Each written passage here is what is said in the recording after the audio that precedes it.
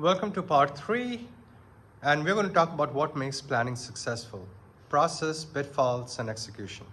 We have covered so far setting the strategic frames and negotiating the plan. Now let's talk about the process and the governance that makes planning actually successful, from kickoff to approved plan to execution. And here's what I've observed. Most companies, they spend enormous amounts of time creating plans that then sit on a shelf and have little impact on how the business actually runs. The planning process is seen as an annual core. The final plan is forgotten by February, and by mid-year, everyone is operating based on what feels urgent rather than what the plan says is important. So you need planning to be a living process that drives the execution. It's not a document that gets filed away. So let me show you how. First, let's talk about the timing and the timeline. Most companies, they start planning too late and they rush through it. You need 8 to 10 weeks or maybe 12 weeks to do the strategic planning well. And here's a timeline I recommend. Weeks 1 to 2, you set the frame, the strategic frame. CEO and the CFO, they work together to define the strategic priorities, top-down financial targets, and the key assumptions. Present it to the board for input and alignment. You want the board to buy in on the strategic direction early on before you engage the full exec team. And once you're done, week 3 to 4, you do the bottoms-up input gathering. Each functional leader, they submit their bottom-up plan using the structured template. And what does finance do? They analyze the inputs, they identify the gaps, they prepare for the negotiation. 5 to 7, you negotiate, and then you iterate. This is where you do the work we discussed last week, working with each function to close gaps, modeling scenarios, finding the operational improvements, negotiating the resources, and identifying the milestones of the accountability. Plan on 2 to 3 rounds of iteration, maybe 4. And in week 8, there is executive team alignment. Full executive team, they come together to review the integrated plan, make the final trade-off decisions, and commit. And this is where the CEO comes in and break any remaining ties, and everyone signs up. Week 9 to 10 is a detailed modeling and the board presentation. The finance, they build the detailed financial model, they create or they establish all of the assumptions underlying the model, and they prepare the board presentation. And then you go ahead and you present to the board for approval. This timeline assumes you're starting planning in October or November for the following year.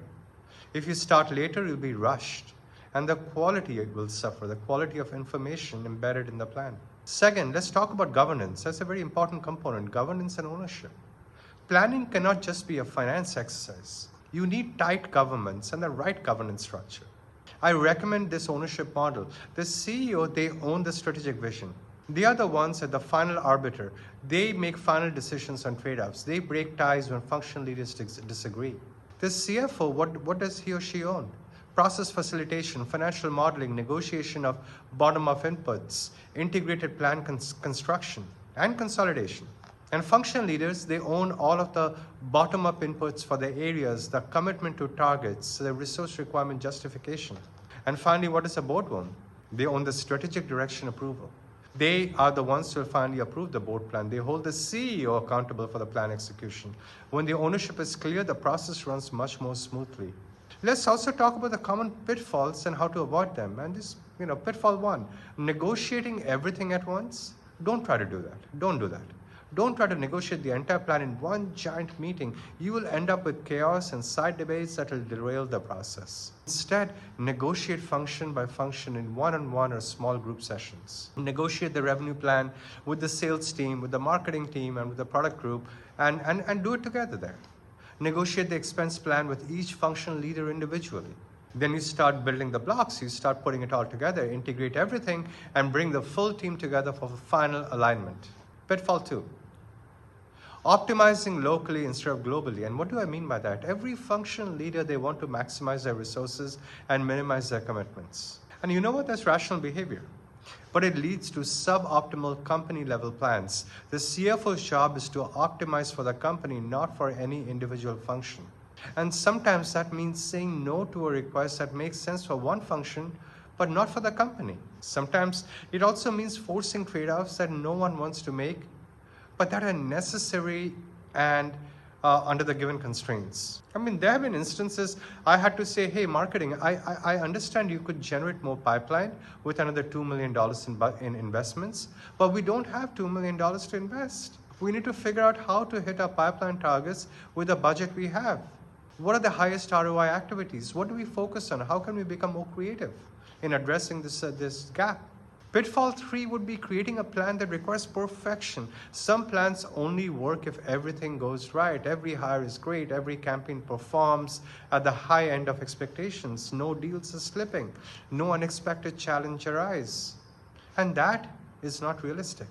You have to build in contingency and flexibility. If your plan requires 30 reps to hit the target, make sure it will work reasonably well with even 25 reps if hiring takes longer than expected.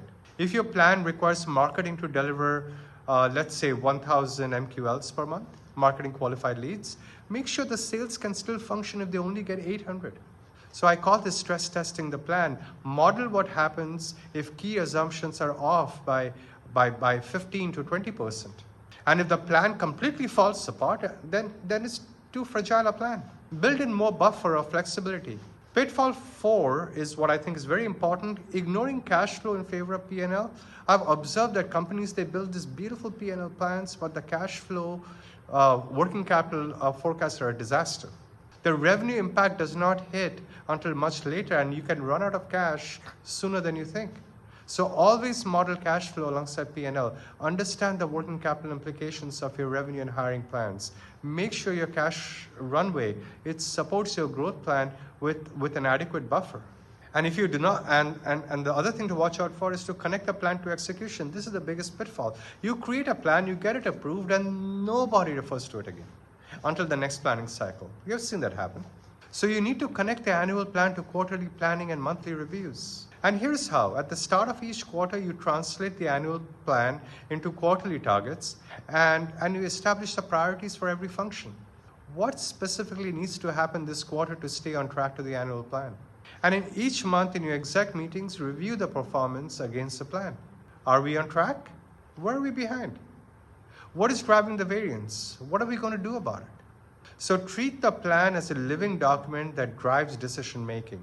When someone proposes a new initiative mid-year, you need to ask, how does this fit with the plan? What are we going to do with the resources that we have assigned to some other priorities? How do we need to revise this plan?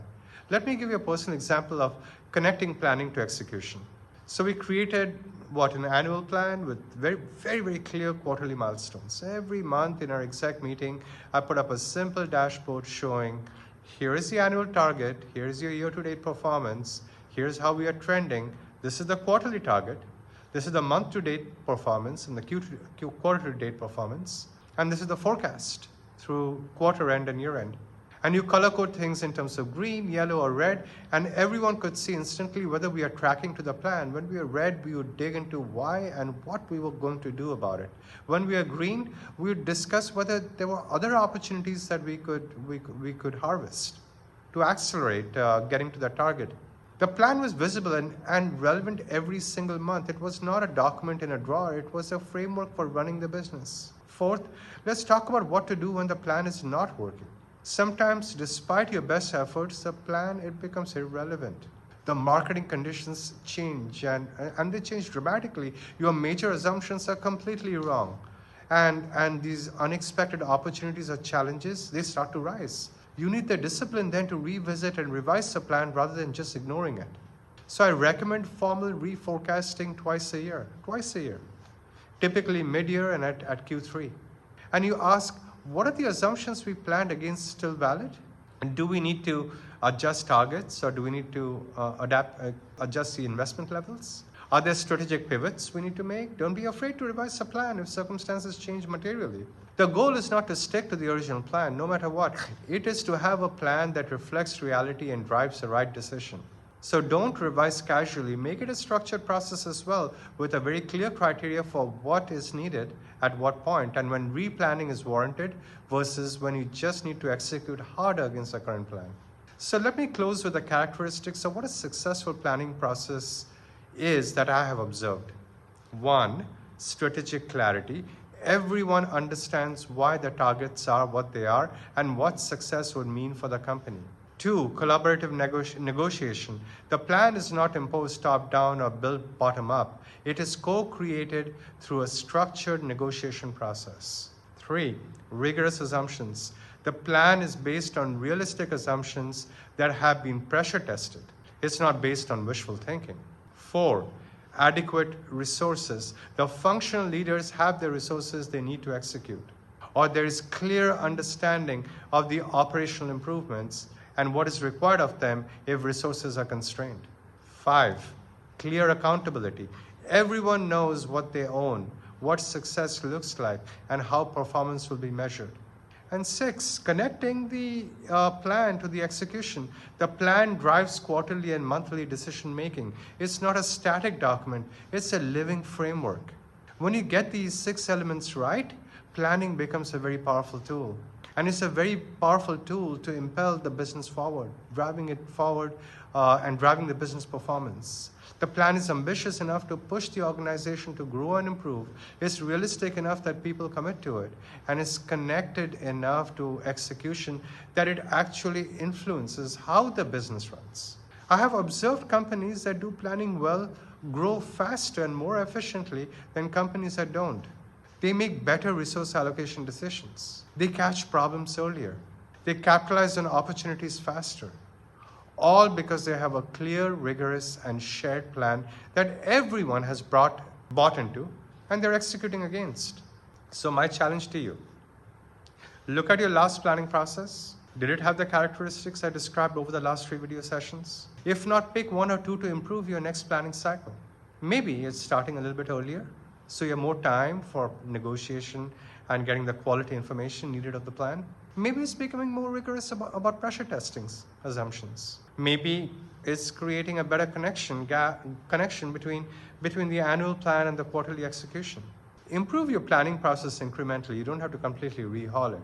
But over time, you'll build the capability to create plans that truly drive value creation.